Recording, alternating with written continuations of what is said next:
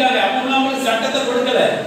என்னைக்கு ஆண்டவர் இஸ்ரவேல் ஜனங்களை எகிப்திலிருந்து கொண்டு வந்து வனாந்தரத்துல வச்சு நியாயப்பிரமாணத்தை கொடுத்தாரோ அதுக்கு பிறகுதான் பாவத்தினால செத்தவர் நிறைய பேர், தேவனால் அடிக்கப்பட்டவர்கள் நிறைய பேர். எதனால? சொல்லப்பட்டாச்சு. அங்க என்ன செஞ்சவங்களுக்கு சொல்லப்பட்ட மீறினா என்னது? பாவம். சட்டத்திட்டங்களை உங்களுக்கு சொல்லப்பட்டாச்சு. அந்த சட்டத்திட்ட மீறினா என்னது? பாவம்.